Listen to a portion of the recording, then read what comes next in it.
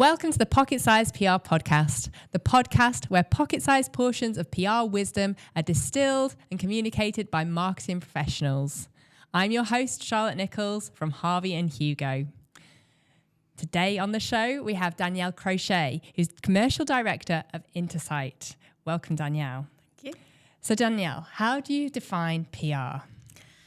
I think for me, PR is all about really knowing who you are as a business. In a first instance, really knowing, getting to grips with who you are, what you want to be perceived as, really understanding how your brand resonates with people. And then I think once you've got all of that in place and good foundations, it's then really about sharing that with your audience. So it's how you're connecting with your stakeholders, how you're connecting with your customers, even kind of your staff internally. Yeah, for me, it's then you can do it through various different means, whether it be online, offline, in print, various digital methods. But I think really it's about getting to grips with who you are as a business first and then how that is perceived to the outside world. Excellent. I'm glad you also mentioned the internal comms there as well, because it's often forgotten. But you're also Tees Businesswoman of the Year. So congratulations. I'm thrilled to have you on the show. How important are awards and accolades to you in your business? I think really important. I was really humbled to win Tees Businesswoman of the Year. I really didn't think that I would be anywhere near winning the award. It's not something that I entered in myself either. It's something that our PR company entered me in for. So to win the award was just, I was over the moon. Like I say, really humbled, but at the same time, I also quite like to keep a low profile, so it was something quite new to me. I've always gone for business awards rather than individual and personal awards. Okay. But I understand that the need to kind of build on that personal brand is really important to kind of raise the profile of the business. Absolutely. And also, I think awards are often a forgotten PR strategy too. Yeah. Do you have a certain strategy around awards that you enter each year? To be honest, it's not something we've massively got a strategy on, and it's something that we probably need to do more. We've mainly gone for more local awards recently, over the last few years anyway. And it's not something we've done for a long time either, but I can really see the benefit of kind of having those awards in place, especially for things like certain sectors such as the tech sector and raising the profile in those industries. I think that's really important. But I think it's great morale for the team as well.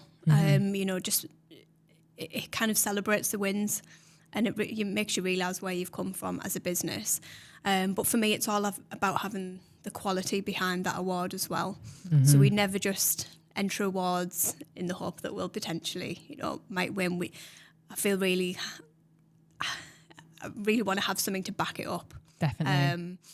So that's probably why we haven't gone for them in the early days, but it's something that we're doing more regularly now. Mm-hmm. It makes sense. And it's also important to go for awards that are in line with your brand as well. Yeah. There could be other awards that you think, well, I could easily win that, but actually that's not what our customers value. So for example, we've done award strategies for clients where say they are a tech sector client, but what they found really important to their customers is customer service. So we've entered lots of customer service awards that mean more to their customers, if that makes sense. Yeah. So people sometimes forget that and they just think, I want to win the best in my category. But it's like, well, what does that mean to your customers? What does that mean to your target audience? Absolutely. And I think something for us to look forward to is maybe looking at more of the health and safety sectors. So that's something we've been probably concentrating on a bit more recently, is how we can speak to those audiences rather than the ones in our own industry, which you always want to be seen as kind of, achieving in those sectors. But I think if we're going to be looking at who our audience is, whether it be health and safety managers or site security,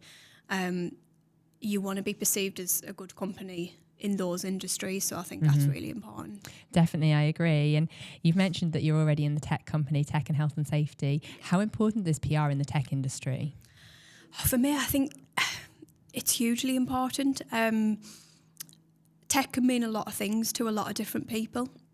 And I think a lot of people can be scared by tech. Totally. Mm-hmm. So, whether it be design, whether it be marketing, whether it be software, or, you know, new advancements like AI. I think it's really important to maybe demystify some of those connotations around what tech actually is, especially with the likes of clients that we work with, health and safety managers on site. They are put off by tech. And I think it's a bit of a learning curve for them to understand how that could potentially work for them and streamline processes and just make their life that bit easier. They don't necessarily need to know, you know, be a developer themselves or anything like that. But I think by having PR and being able to kind of explain that in a more, you know, in a better way, is only gonna help.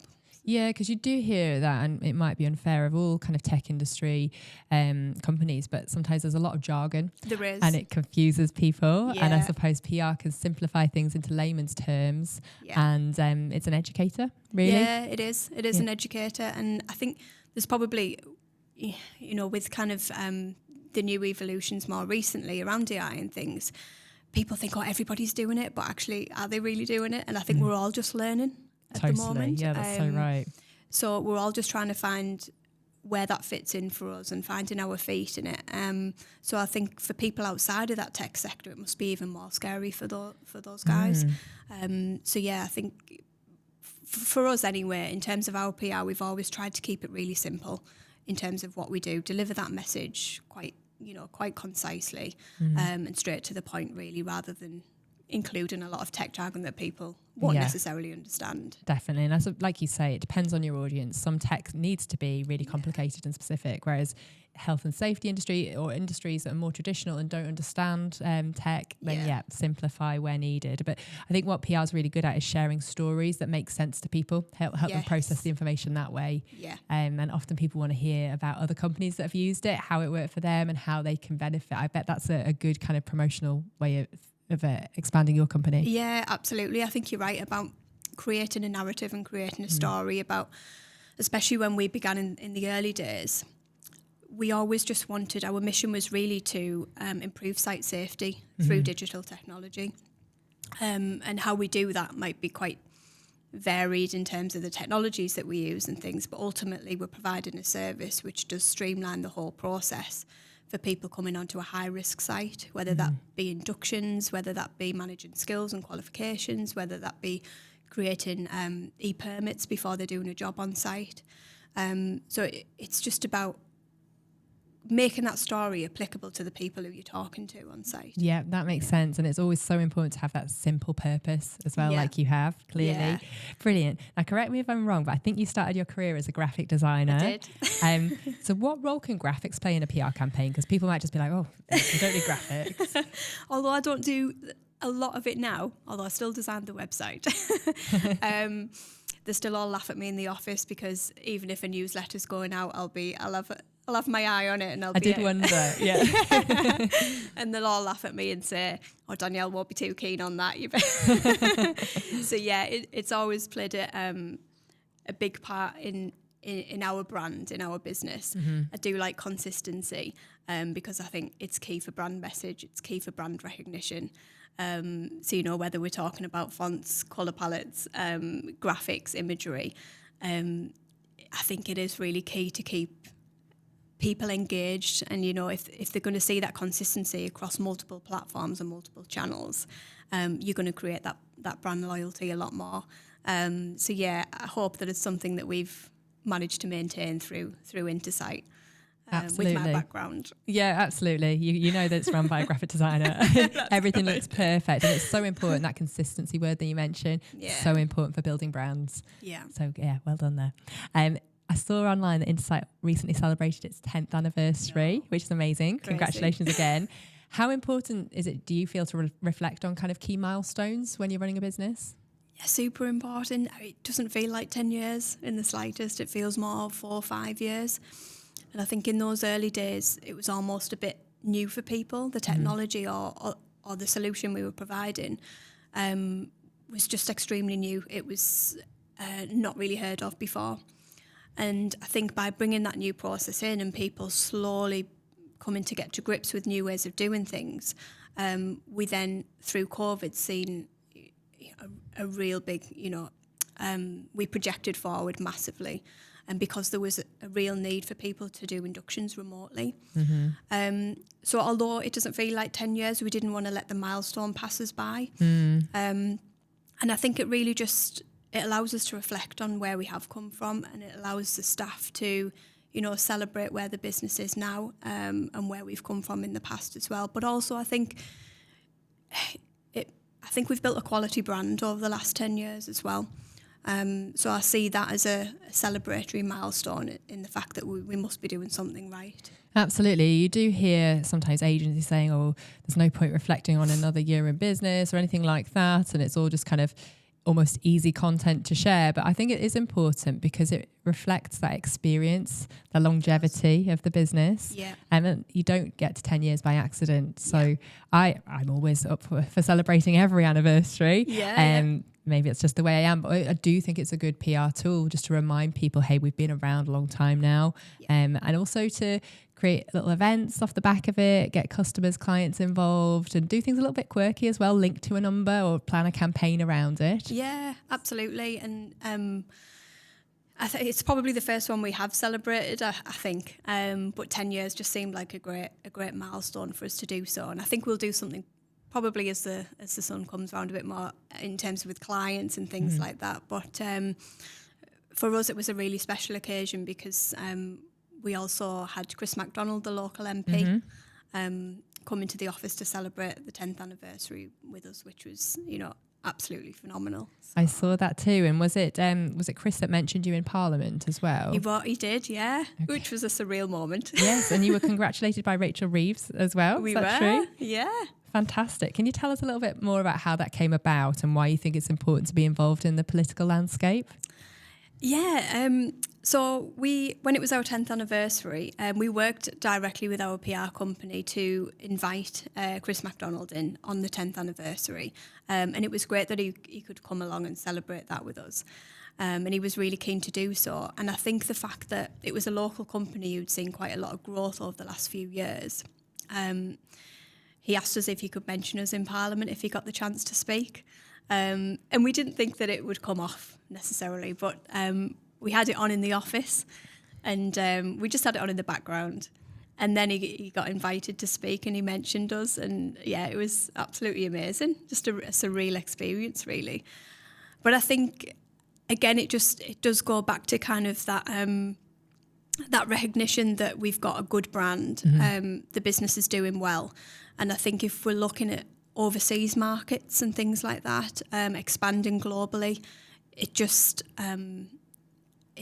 it's kind of really good accolade for us to be able to kind of say that we have been mentioned in Parliament and that we've got a good base here in Teesside and in the UK. Yeah, I love it. It's brilliant. And what you also seem very good at as a company is something that I always say, PRing your PR. So you were mentioned in Parliament, but then you also created content around that was shared on your social media. So almost moving it onto your own media, which is so important these days. Some people might think, oh, cringe, just telling people, but not everyone would have seen that you're in Parliament if you didn't then share it on your channels as well. Yeah, absolutely. It's great to be able to share those types of things on social channels and create some press stories around it. Yes. It is all about creating content, and I think the more we can create, the more it's going to raise our profile and raise the awareness of the business and what we're trying to do. I think the more we can create content just from those little pieces of activities that are going on, it just really helps the business online and offline as well. Brilliant. And I take it helps your sales team that you've got as well. If they already, when they're picking up the phone to speak to people or meeting people, they already know about your excellent reputation. Yeah, it does. It's just a nice thing for people, even the staff, to kind of say that we were recognised in these particular medias and things. So even things like qualifications such as ISO certificates and things like that. So we've got 27,001 and 9,001. I think just having that PR stories off the back of those just kind of really, it just gives us a good basis for having that foundation as a great business, and we know what we're talking about, we know what we're doing, we've got that experience and knowledge that you spoke about before. It's important for your customers, I suppose, when they're making that buying decision. It helps them. It is, yeah, and it kind of differentiates you from your competition. Yes. There is other competitors in the market, and I think by having those bits and pieces in place, it really does help you separate you from the competition. Definitely. It's all good PR. And what are your PR objectives for 2025? Difficult. You achieved so much in 2024. I know. I think for 2025, I think I have realised more of the importance of personal brand as well over the last year. And it's something I've probably shied away from more so in the past. You're on this podcast, I guess. That's a start for the year. But I do think we've been so used to buying into brands, buying into logos over the years. And I think I've started to see a shift in that over the last few years, especially with social media. People buy from people. And I think it's really important to maybe raise the profile of individuals and people, which in then return raises the profile of the business. So I think that will be key for us in the next year going forward. And I know some of the guys on the team also want to do that potentially, so which is great because they've got expertise in other areas of the business, which maybe I don't so much on, such like as the tech, the platform, but also the film and animation department. So I think by having that collective together, will only really strengthen what we can do in terms of PR for the business. Definitely. And, it's always great to have other spokespeople within the business, but quite often it is the business leader that people want to focus on, which is great. We always really struggle if a client approaches us or we're already working with someone and they say, oh, I don't want to be involved in anything. And they're perhaps the leader or a key person who should be. And they're just like, no one in the business does. We're kind of like, okay.